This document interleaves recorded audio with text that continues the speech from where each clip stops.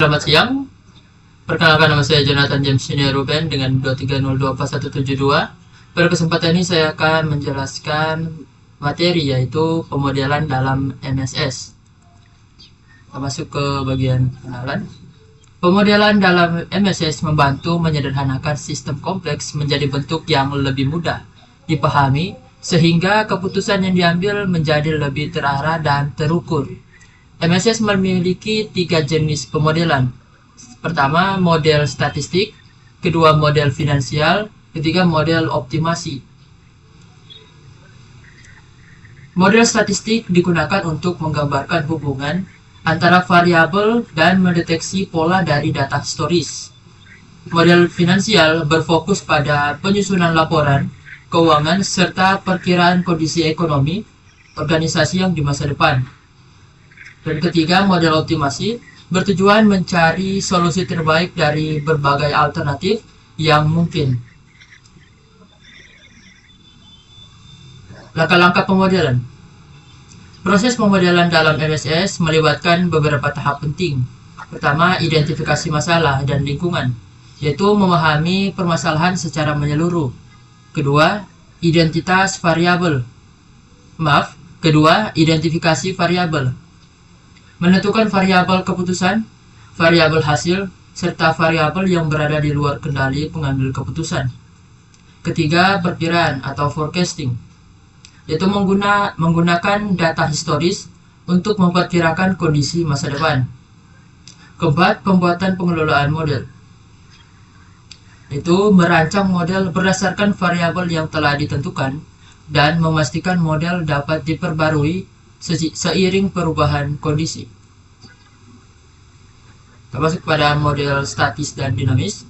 Model statis yaitu model yang menggambarkan satu kondisi pada satu titik waktu tertentu.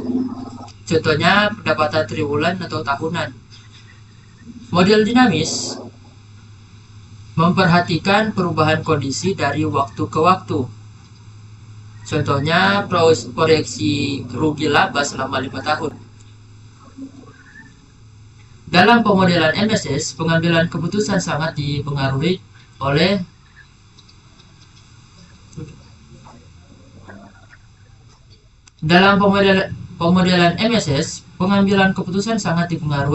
oleh tingkat informasi yang tersedia. Secara umum terdapat 3 kondisi utama. Pertama, kepastian. Semua informasi yang diperlukan untuk membuat keputusan tersedia dan dapat diprediksi secara akurat. Kedua, ketidakpastian.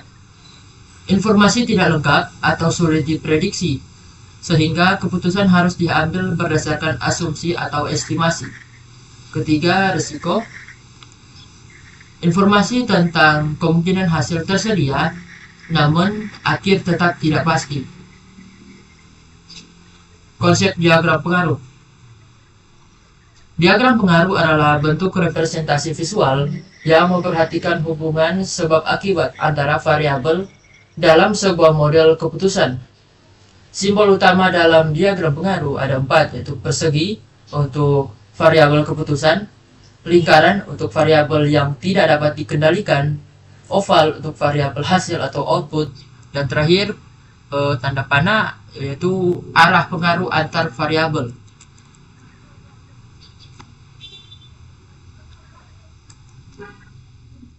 Analisis keputusan dengan sedikit alternatif. Ketika jumlah alternatif sedikit, teknik seperti tabel keputusan dan pohon keputusan sangat efektif. Tabel keputusan itu untuk menyajikan kondisi dan konsekuensi setiap alternatif secara sistematis. Kemudian pohon keputusan yaitu memvisualisasikan langkah dan hasil secara bertahap. Optimasi dengan pemrograman matematis. Pemrograman matematis digunakan untuk membantu menyelesaikan masalah manajerial untuk mengalokasikan resource yang terbatas. Salah satu jenis pemrograman matematis adalah linear programming atau LP. LP mencari solusi terbaik dengan memaksimalkan atau meminimalkan fungsi tujuan berdasarkan sejumlah batasan. Komponen penting LP meliputi Pertama, decision variables, itu nilai yang ingin dicari. Kedua, objective function, yaitu fungsi tujuan yang akan dioptimalkan. Yang terakhir, constraints, yaitu batasan yang harus dipenuhi. Masuk ke simulasi. Simulasi meniru perilaku sistem nyata untuk mengevaluasi dampak perubahan variabel tanpa risiko. Metodologi simulasi ada pertama, menetapkan tujuan dan ukuran kinerja. Kedua, memodelkan sistem dan variabel acak. Ketiga, menentukan distribusi probabilitas. Keempat, menghasilkan bilangan acak dan menjalankan simulasi. Kelima, menganalisis output dan memvalidasi model. Dan terakhir, melakukan eksperimen what if untuk membandingkan alternatif. Kelebihan dan kekurangan dari simulasi.